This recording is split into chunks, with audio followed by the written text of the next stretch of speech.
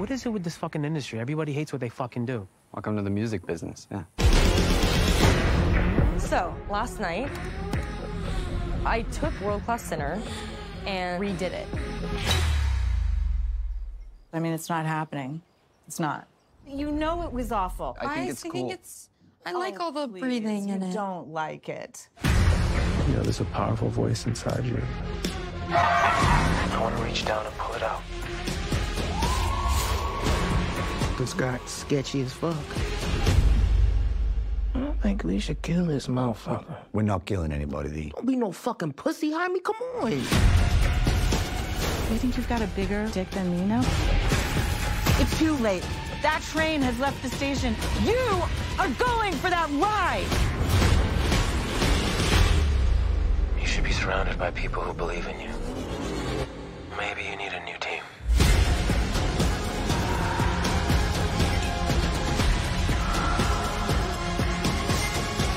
Wake the fuck up! Mike, we need some music that matches the vibe. Eyes over here, man.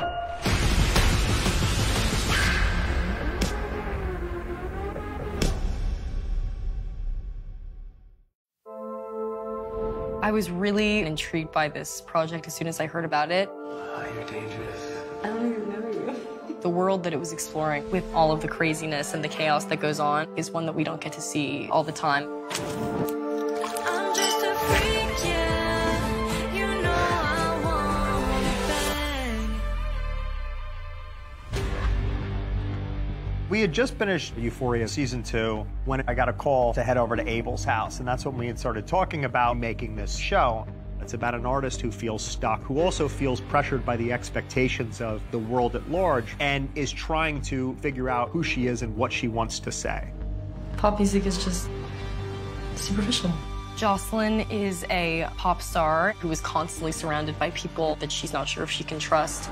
The Idol paints a really, really interesting picture about the music industry. Everyone's kind of making money off of her.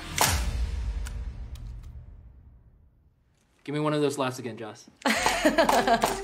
The first shot of this show, I think, tells you everything you need to know about Jocelyn, how gifted she is as a performer. She can laugh on cue, cry on cue. You see how good this character is at manipulating us emotionally. What's so brilliant about Lily's performance is that despite the fact she tells you that up front, you forget how she's able to deceive the audience. Give me vulnerable. The opening scene encapsulates so much about what the show is. It's a little bit of a warning as to what she's capable of. Everything about that scene, you know, the costume and the set design, I just loved. Sam sent me a reference. It was a Slim Aarons photograph of Marilyn Monroe. There's elegant chaos in the photo. We want to find that same energy. Making a backless robe was a fun challenge. And also what was cool about that scene is that a lot of the people in it were really on our crew. I'm stepping in. We also get hair. Chris, our hairstylist, is in the scene, and Natasha, our costume designer, was there, and Eddie's the best. I love him so much. Sam likes the meta, you know? So when Sam Levinson says he wants you in the scene, you get in the scene. Action! I'm really proud of how we made this show. I was calling up artists I've always admired but hadn't worked with. Jenny Troy, Eli Roth, Rachel Sennett, Dan Levy, Jane Addams, Divine Joy Randolph. We all have a great dynamic and a loose one and a fun one. So we've got a script, but they're just riffing and going with one another. She reminds me of myself at that age. Okay, the thought of you younger is terrifying to me. It was such an awesome process of real, true collaboration. The technical training for the World Class Center dance was so much fun. Good positions, pose.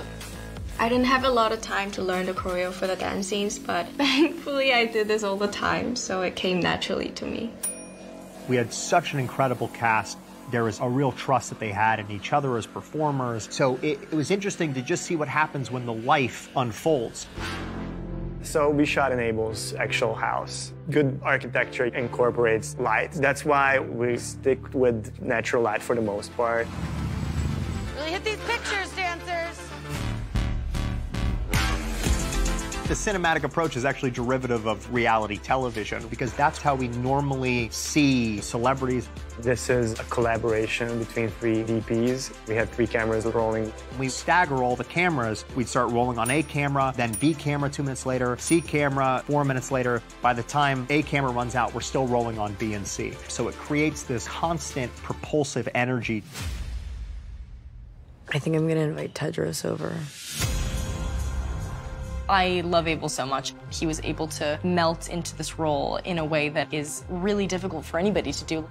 When Tedros comes over, you can see how desperately he wants to be taken seriously. He wants to be suave. He's checking his teeth and, practicing. Hello, Angel. Yet there's something about him that Jocelyn's attracted to.